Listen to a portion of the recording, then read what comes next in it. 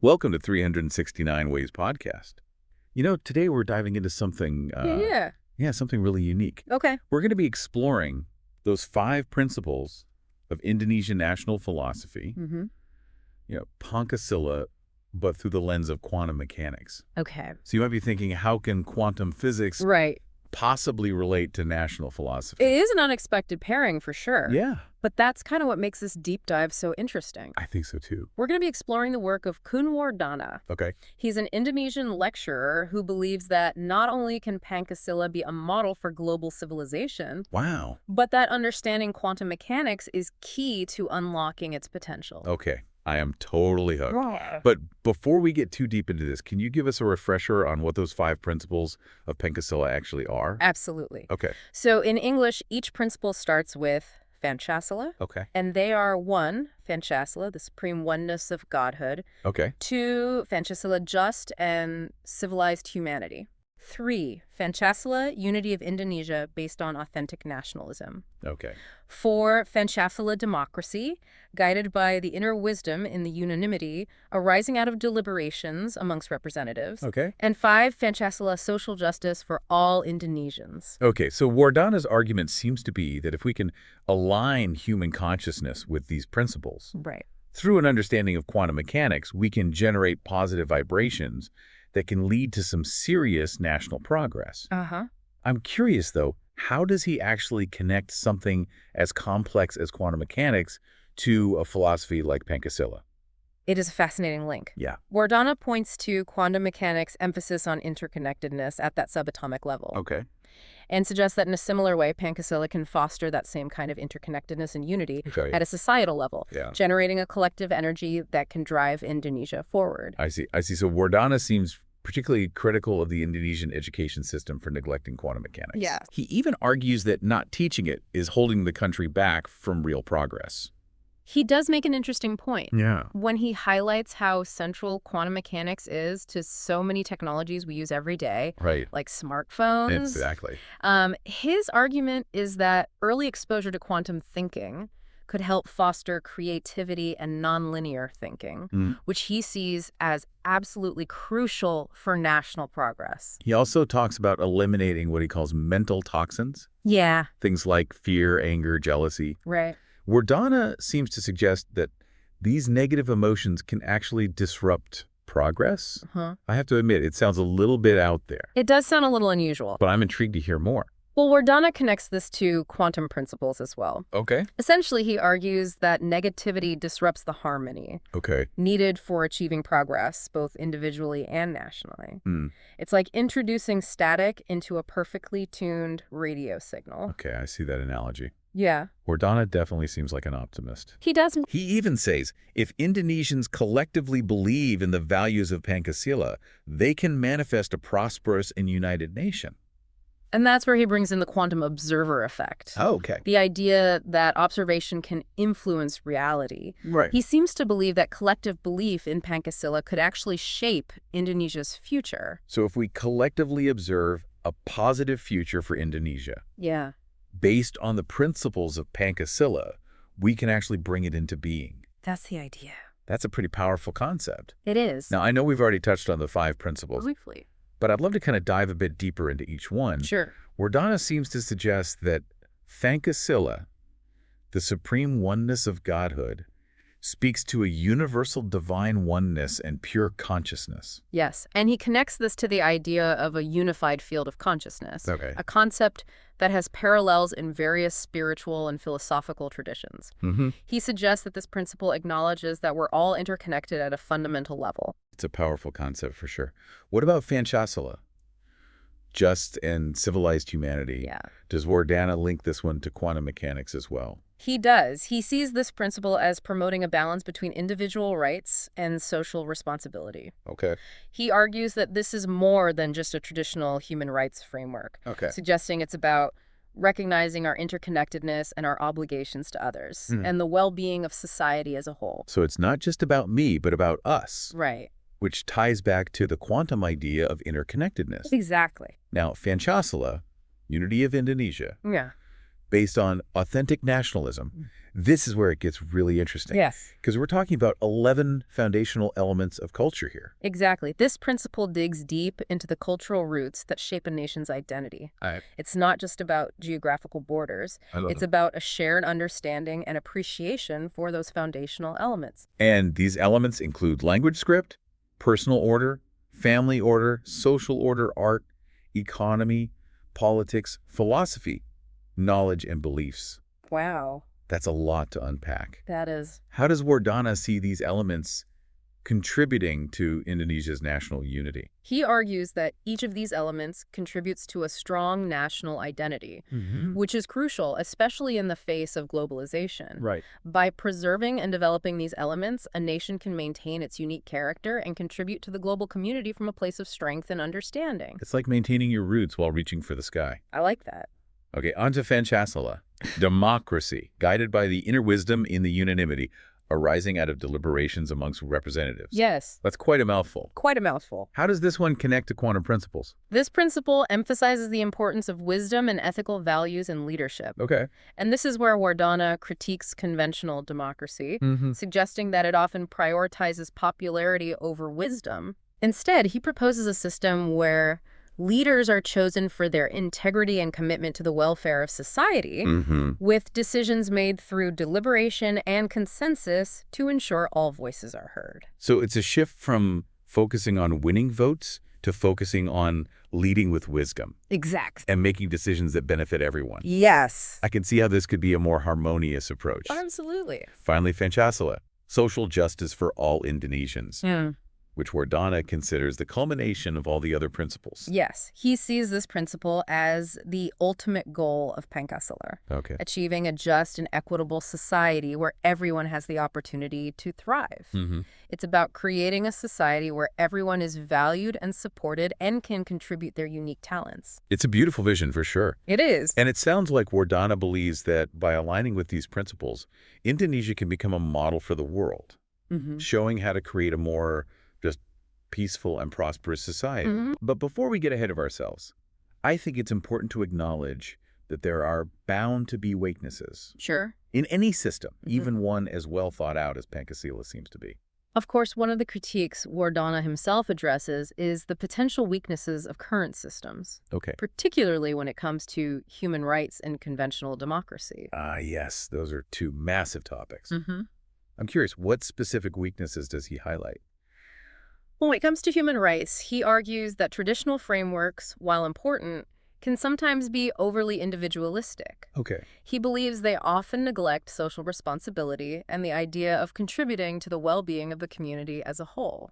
That's a really interesting point. It's like the idea of finding a balance between individual rights and the needs of the collective. Exactly. What about conventional democracy? What does he see as its potential weaknesses? Wardana argues that conventional democracy often leads to the election of leaders based on popularity, rather than wisdom and ethical values. He suggests that the focus on winning votes can sometimes overshadow the importance of choosing leaders who are truly committed to the welfare of society, and who possess the wisdom and integrity to make difficult decisions. That definitely resonates with me. Sometimes it feels like elections are more about personality contests than about choosing the best person for the job. Exactly. What does Wardana propose as an alternative to these potential weaknesses? Well, he suggests a system based on deliberation and consensus, where leaders are chosen for their wisdom and integrity, and where decisions are made through a process that ensures all voices are heard and considered. He believes this approach could foster greater unity, wisdom, and a sense of shared responsibility in decision-making. It's a bold idea, shifting away from those traditional models of democracy. It is. It makes me wonder, could this concept of democracy guided by inner wisdom actually work in practice? It's a big question. It's a question I'll definitely be pondering. But before we go down that rabbit hole, let's circle back to Wardana's concept of authentic nationalism. Okay. Which he seems to see as a key part of achieving unity. Yeah. It's a term that can be quite loaded, so I'm curious to hear how he defines it. You're right. It's a term that can have many different interpretations. Right. But Wardana defines it as a deep understanding and appreciation of the cultural roots that shape a nation's identity. Okay. It's not about blind patriotism or exclusionary ideologies. So it's more about recognizing and celebrating the unique cultural heritage that makes a nation distinct, right? Exactly. Yeah. He emphasizes those 11 foundational elements of culture we mentioned earlier. Right. Language, script, personal order, family order, social order, art, economy, politics, philosophy, knowledge, and beliefs. Yeah. He argues that these elements form the bedrock of a nation's identity, and that preserving and developing them is crucial for maintaining a strong sense of self in a globalized world. It's like holding on to your roots while also embracing the interconnectedness of the world.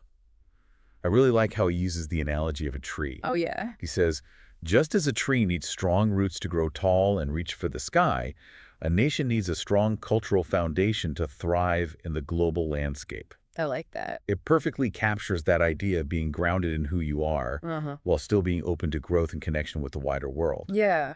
But how does Wardana bridge the gap between these cultural roots and his idea of harnessing the power of quantum mechanics for progress? That's where it gets really fascinating. Okay.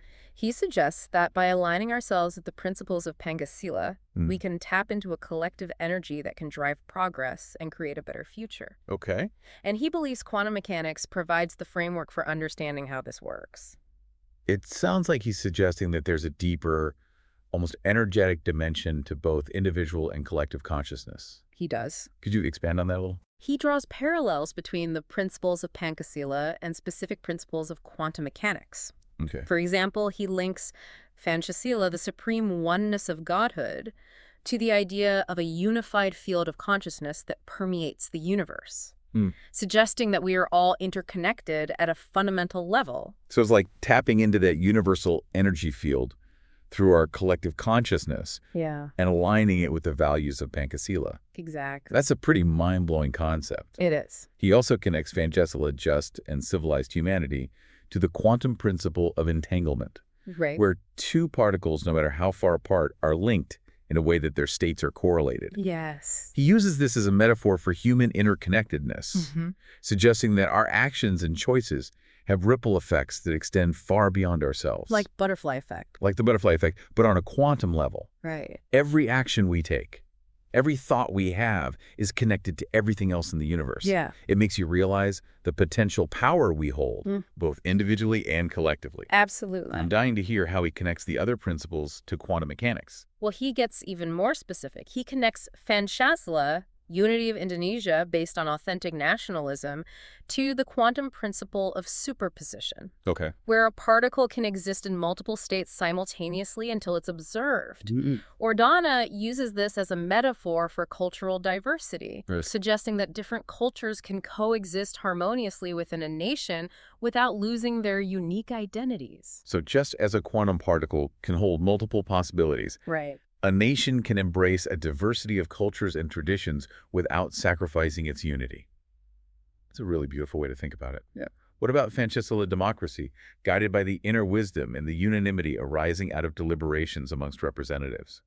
How does he connect that to quantum mechanics? He links that principle to the quantum principle of non-locality, which suggests that quantum particles can influence each other instantaneously regardless of distance. He uses this to illustrate the interconnectedness of a society's collective consciousness, proposing that our thoughts, emotions, and beliefs can have a ripple effect that extends far beyond ourselves. So it's like our individual thoughts and actions are all contributing to a collective energy field that shapes the reality of our society. Exactly. It makes you realize the importance of cultivating positive thoughts and intentions.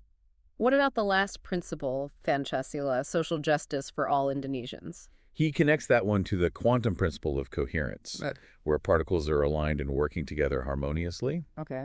Wardana uses this as a metaphor for a just and equitable society, where everyone has access to opportunity and well-being.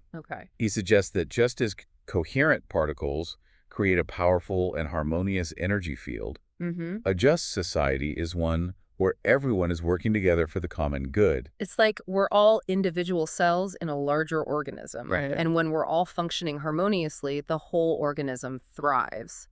I can see how Wardana's vision of a quantum Pancasila is a really compelling framework for understanding how individual and collective transformation can lead to a better world. Yeah. I'm eager to dig deeper into the specific examples and arguments Wardana uses to support these claims. Sure.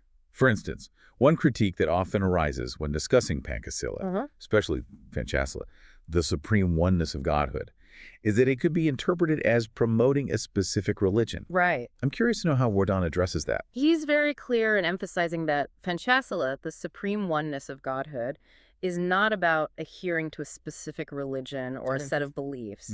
He explains that it's about recognizing a universal spiritual principle that transcends religious boundaries. So it's not about dogma or ritual. Right. It's about tapping into a deeper spiritual awareness that connects us all. Exactly. He points out that all major religions share core values like love, compassion, and forgiveness, and that these values are ultimately expressions of a higher truth that unites us all. Yes. It's about recognizing that shared divine spark that exists within all of us, regardless of our religious beliefs. He also addresses another common concern, which is that Pancasila might be seen as a uniquely Indonesian concept that doesn't apply to other cultures. That's a valid point. Yeah. It would be interesting to hear his take on that. He counters that argument by emphasizing that the values enshrined in Pancasila are universal, resonating with people from all walks of life. He argues that while the expression of these values might vary from culture to culture, the underlying principles of unity, justice, and respect for humanity are universally shared. So Pancasila isn't about imposing a particular cultural worldview. No. It's about offering a framework for understanding and promoting universal values that can benefit all of humanity. Precisely. He even draws parallels with other philosophical traditions that emphasize similar values. Like the Ubuntu philosophy of South Africa, which also stresses the interconnectedness of all beings. It sounds like he's suggesting that Pancasila can be a bridge between cultures. Yeah. Highlighting the shared values that unite us all. But let's get back to the quantum connection. He seems particularly passionate about the importance of quantum mechanics in education. What's his argument there? He critiques the current education system in Indonesia for neglecting quantum mechanics. He argues that traditional education focuses on linear logical thinking, while quantum mechanics encourages us to embrace uncertainty paradox and the interconnectedness of all things. So he's suggesting that integrating quantum principles into education could foster creativity, innovation, and a deeper understanding of the universe. Exactly. I love how he draws parallels between the technological advancements made possible by quantum mechanics and the potential for social progress through a quantum Pancasila mindset. He highlights how quantum mechanics has led to breakthroughs like computers, lasers, and medical imaging, suggesting that a similar kind of quantum leap is possible in how we approach social issues. It's like he's suggesting that by understanding the principles that govern the universe at its most fundamental level, we can gain insights into how to create a better world. But let's be real, quantum mechanics is notoriously complex. It is. How does he propose to make it accessible to the average person, let alone integrated into education systems? He acknowledges that quantum mechanics can be challenging to grasp. But he argues that the basic principles are actually quite simple and intuitive. He focuses on explaining these principles in a way that is accessible to a lay audience, using analogies and metaphors to make them relatable. So it's about distilling those complex concepts into something that anyone can understand and apply to their lives. Exactly. He also emphasizes the practical implications of quantum thinking, showing how it can be used in everyday life to improve decision-making, problem-solving, and overall well-being. It's about making quantum mechanics relevant and applicable. Not just an abstract theory confined to textbooks, but I have to admit, the idea of consciousness actually shaping reality still feels a bit out there to me. Yeah. It sounds almost like magic. I understand your skepticism. It's a concept that challenges our conventional understanding of how the world works. But Wardana seems to suggest that there's a growing body of scientific evidence to support this idea, right? That's right. He points to the observer effect in quantum physics, where the act of observation can influence the behavior of particles. He also draws on research from fields like parapsychology, which studies phenomena like telepathy and precognition, psychoneuroimmunology, which explores the link between the mind, the immune system, and physical health. So he's suggesting that our thoughts, beliefs, and intentions can have a tangible impact on the world around us. Yes. Not just in some mystical sense, Right. but potentially at a physical level. That's a really intriguing, albeit mind-bending idea. It is. He argues that while we may not fully understand how consciousness works, there's enough evidence to suggest that it's a powerful force that we shouldn't dismiss. Right. He encourages individuals to be open to the possibility that their thoughts and beliefs can shape their reality, and to be mindful of cultivating a positive, empowering mindset. Absolutely. That makes sense. Yeah.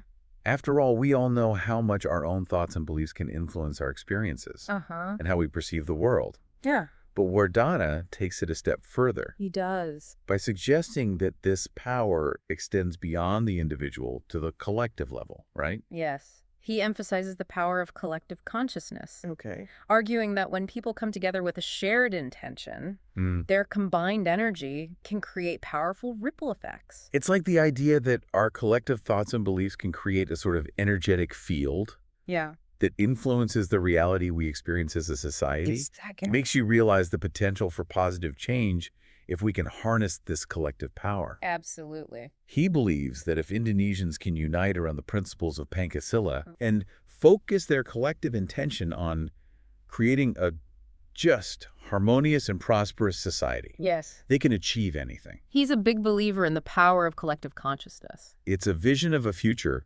where our collective consciousness becomes a force for positive transformation, shaping a reality that reflects our highest values. Exactly. I'm eager to dig deeper into the specific examples and arguments Wardana uses to support these claims. Sure. For instance, one challenge that comes up a lot is climate change. How does Wardana see this quantum Pancasila mindset being used to address something as complex as climate change? Yeah, that's a big one. Yeah. How does he connect those dots? Well, Wardana sees climate change as a symptom of a deeper disconnect between humanity and the natural world.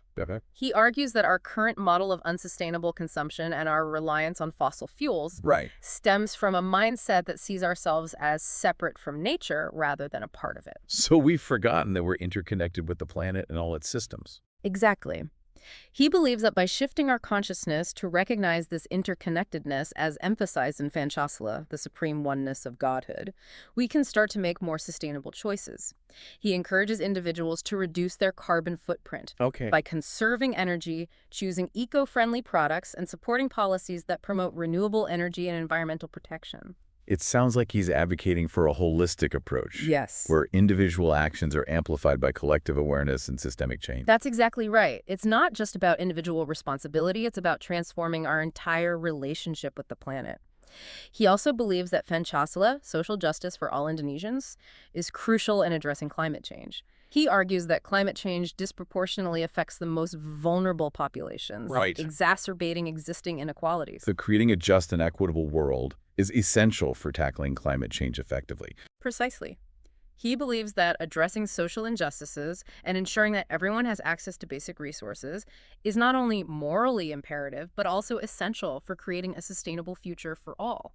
It's a reminder that social justice and environmental sustainability are interconnected issues. Now, another challenge that comes to mind is poverty.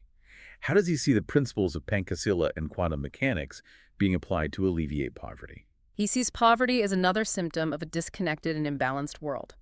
He believes that addressing poverty requires a commitment to social justice and equality, ensuring that everyone has access to the resources they need to thrive. So it's about creating a world where everyone has the opportunity to live a life of dignity and fulfillment regardless of their circumstances. Exactly. He believes that this requires a multi-pronged approach, including investing in education, healthcare, and social safety nets, promoting economic opportunities and social mobility, and addressing systemic inequalities that perpetuate poverty. He also emphasizes the role of compassion and empathy in addressing poverty. He encourages people to look beyond statistics and see the human faces behind the issue, to recognize the shared humanity that connects us all, regardless of our economic status. It's a reminder that poverty is not just an economic issue, it's a human issue, and addressing it requires a compassionate and holistic approach. Absolutely. Another major challenge that we haven't touched on yet is conflict and violence. The world seems to be plagued by so much division and strife. How does he see the principles of Pancasila and quantum mechanics being applied to create a more peaceful world? He believes that building a more peaceful world begins with individual transformation, cultivating inner peace, compassion, and a willingness to see the world through the eyes of others. He encourages practicing empathy and challenging our own biases and prejudices, recognizing that we are all interconnected and that our actions have ripple effects that extend far beyond ourselves. So it starts with inner peace and understanding, which then ripple outward to create a more peaceful world. Exactly. He emphasizes the importance of dialogue and communication as tools for resolving conflict and building bridges between different groups. He encourages people to engage in respectful dialogue, even with those who hold different views, seeking to understand rather than to judge or condemn.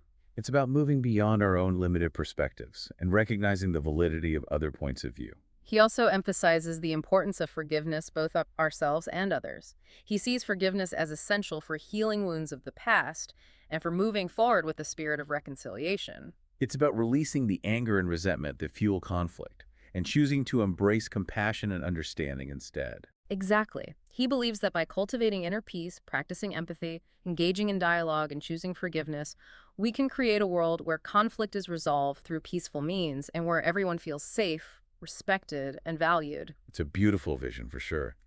But I'm also wondering about the potential downsides or unintended consequences of applying these ideas. For example, could his emphasis on collective consciousness lead to a suppression of individual expression or dissent? It's a valid concern. However, Wardana is careful to distinguish between healthy collective consciousness and groupthink. He argues that true collective consciousness respects individual autonomy and encourages diverse perspectives. It's not about everyone thinking the same way, but rather about creating a space where different viewpoints can be heard and considered, leading to more holistic and informed decisions.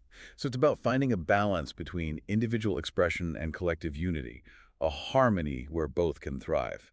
Precisely. He believes that a healthy society needs both individuals who are free to express their unique perspectives and a collective consciousness that is grounded in shared values and a commitment to the well-being of the whole. It's about recognizing that diversity is a strength, not a weakness, and that a society that embraces a plurality of voices is a more resilient and adaptable society. Now, we've talked a lot about the potential benefits of Wardana's vision, but what about the potential risks or challenges? For example, could his emphasis on quantum mechanics be misinterpreted or misused to justify pseudoscientific claims or practices? That's a valid concern. The misuse of scientific concepts is always a risk, and quantum mechanics, with its inherent mystery and complexity, can be particularly susceptible to misinterpretations. However, Wardana emphasizes the importance of grounding our understanding of quantum mechanics in solid scientific evidence and avoiding speculative or unsubstantiated claims. He encourages a critical and discerning approach to exploring these ideas, always seeking evidence-based understanding. So it's about approaching these ideas with a healthy dose of skepticism, ensuring that our understanding is grounded in solid scientific principles and not just wishful thinking or pseudoscientific claims. Exactly. It's about approaching quantum mechanics with a spirit of inquiry and a commitment to seeking truth, not as a means to validate pre-existing beliefs or agendas. Now, another potential challenge I see is the inherent difficulty of measuring the impact of these ideas. Yeah. How do we know if aligning ourselves with Pancasila and quantum mechanics is actually making a difference in the world? It's not like we can measure collective consciousness with a scientific instrument. That's a valid point. Measuring the impact of these ideas is challenging. It's not as simple as measuring economic growth or technological advancements. However, Wardana argues that the impact can be seen in more subtle but profound ways, in the increased levels of peace and harmony in society, in the reduction of conflict and violence, in the greater sense of interconnectedness and compassion that people experience. So it's about looking for signs of positive change in the fabric of society itself, in the way people relate to each other and to the world around them. Exactly. He believes that as more individuals embrace these principles and integrate them into their lives, we will begin to see a shift in the collective consciousness of humanity, a shift towards greater unity, compassion, and sustainability. It's a beautiful vision, for sure. But it also requires a certain leap of faith, a belief in the power of human consciousness to create positive change. He acknowledges that this vision requires a leap of faith, but he also believes that this faith is grounded in our inherent potential as human beings. He believes that we all have within us the capacity for love, compassion, wisdom, and creativity, and that by nurturing these qualities, we can create a world that reflects our highest values. It's a message of hope and empowerment, A reminder that we are not powerless in the face of the challenges we face, and that we all have a role to play in creating a better future. Precisely. Believe that the shift in consciousness is not just a nice idea, it's essential for the survival and well-being of humanity and our planet. It's a call to action, urging us to awaken to our potential and contribute to creating a world that reflects our highest values. It's exciting and a little daunting at the same time. So let's talk about what we can actually do to put these ideas into practice. What are some practical steps individuals can take to align themselves with this vision of a quantum Pancasila world? Wardana emphasizes the importance of personal transformation as the foundation for social change. He suggests we begin by cultivating greater self-awareness through mindfulness practices. Paying attention to our thoughts and emotions without judgment allows us to understand our habitual patterns and make more conscious choices. So before we can change the world, we need to understand ourselves better. Exactly. He also emphasizes practices like meditation, gratitude, and forgiveness as ways to cultivate inner peace and release negativity. He believes that these practices help us become more centered and compassionate individuals, better equipped to navigate the challenges of life and contribute to creating a more harmonious world. Inner peace and compassion seem to be recurring themes in his work. Yes, he sees them as foundational for building a better world. He also encourages people to connect with nature, arguing that spending time outdoors fosters a sense of grounding and interconnectedness with the web of life. That makes sense. There's something about being in nature that helps us remember we're part of something larger than ourselves. He also stresses the importance of choosing to engage in acts of service to others, whether through volunteering, donating to causes we believe in, or simply offering a helping hand to those in need. So it's not just about our own personal transformation, but also about actively contributing to the well-being of others and the world around us. Absolutely. He believes that even small acts of kindness can have a ripple effect, creating positive change in our communities and beyond. It's a reminder that we all have the power to make a difference. But I imagine putting these ideas into practice isn't always easy. What are some of the challenges we might face as we embark on this journey of personal and collective transformation? One challenge is the resistance to change, both within ourselves and in the world around us. We can become attached to familiar ways of thinking and behaving even when those patterns no longer serve us. It's comfortable to stay in our comfort zones, even when we know we need to change. He acknowledges this but encourages us to be patient and persistent in our efforts, recognizing that transformation is a process, not an overnight event. So it's about embracing the journey and not getting discouraged by setbacks along the way. Exactly.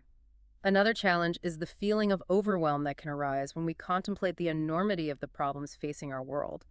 It's easy to feel powerless in the face of global challenges like climate change, poverty, and war. I think a lot of people feel that way. How does Wardana suggest we deal with that feeling of overwhelm? He encourages us to focus on what we can control, starting with our own thoughts, emotions, and actions. He believes that by making positive changes in our own lives, we inspire others and create a ripple effect that extends outwards. So instead of getting bogged down by the enormity of the problems, we focus on making a difference in our own sphere of influence. Precisely. He reminds us that even small acts of kindness and compassion can have a far-reaching impact. Another challenge is the cynicism and negativity that can permeate our culture, making it hard to maintain a positive outlook. It's easy to get caught up in the negativity and lose hope. Especially with the constant barrage of negative news and information we're exposed to. He acknowledges this but reminds us that we have a choice in how we respond to the world around us. We can choose to focus on the negative or we can choose to focus on the positive. So it's about consciously choosing to cultivate a more positive and hopeful mindset. Exactly. He encourages us to cultivate a positive mindset, seek out sources of inspiration and hope, and surround ourselves with people who are uplifting and supportive. It sounds like it takes a conscious effort to maintain that positive outlook, but it's an effort worth making. Are there any other strategies for staying motivated on this journey of transformation? Seems like it would be easy to lose momentum along the way. One strategy is to cultivate a strong sense of purpose, identifying our core values, and connecting with a vision of the world we want to create. Having a clear sense of purpose can give us direction and motivation, helping us to stay focused on our goals. It's like having a compass that guides us through the ups and downs of life. Another strategy is to build a supportive network of like-minded individuals. Surrounding ourselves with people who believe in us and support our journey makes a huge difference in our ability to stay motivated. It's that sense of community and shared purpose that can help us stay on track. He also suggests breaking down our goals into smaller, more manageable steps. Celebrating our successes along the way, no matter how small, helps to maintain momentum. It's about taking one step at a time, acknowledging our progress and celebrating the small victories along the way. He also emphasizes the importance of self-care. Engaging in activities that nourish us physically, emotionally, mentally, and spiritually helps us stay energized and resilient. That makes sense. We can't pour from an empty cup. We need to take care of ourselves in order to take care of others and the world around us. He also reminds us to cultivate a sense of humor, finding ways to laugh at ourselves and the absurdity of life. Laughter can be a powerful antidote to stress and negativity. It's about not taking ourselves too seriously and remembering to find joy in the midst of challenges. He encourages us to practice gratitude, appreciating the good things in our lives and focusing on what we have rather than what we lack. This shift in perspective can have a profound impact on our overall well-being. It's about cultivating a mindset of abundance rather than scarcity. He also encourages connecting with nature, recognizing that spending time in the natural world can be a source of healing, inspiration, and renewal. Nature has a way of putting things into perspective, reminding us of the interconnectedness of all things and the beauty and resilience of life. And finally, he encourages engaging in acts of kindness and compassion, recognizing that even small acts can have a ripple effect. It's a reminder that we all have the power to make a difference in the world, no matter how small our actions may seem. All these suggestions sound great in theory, but I'm still wondering about the practicality of it all. It seems like it would take a massive shift in consciousness for these ideas to really take hold and create lasting change. I understand your skepticism, but Wardana argues that this shift in consciousness is already happening. He points to the growing number of individuals and organizations around the world who are embracing these principles and putting them into practice. So it's not just a theoretical concept, it's something that's already happening in the real world. Exactly. There are countless examples of people working to create a more just, peaceful, and sustainable world, drawing inspiration from diverse sources, including the principles of Pancasila and the insights of quantum mechanics. It's encouraging to hear that these ideas aren't just staying in the realm of theory. Absolutely. This movement towards a more conscious and compassionate world is gaining momentum, and each of us can be a part of it. It's a reminder that we are not alone in this journey, and that together we have the power to create a better future. Well, this has been an incredibly thought-provoking deep dive. Wardana's vision of a quantum Pancasila world is both inspiring and challenging, calling us to awaken to our potential and contribute to creating a world that reflects our highest values. I'm left with a sense of hope and a renewed commitment to playing my part in this transformation. Thank you so much for guiding us through these complex and fascinating ideas. It's been my pleasure. And remember, even small acts of kindness and compassion can create ripples of positive change. So true. To our listeners, thank you for joining us on this deep dive into the intersection of Pancasila and quantum mechanics. Until next time, keep seeking the extraordinary in the ordinary.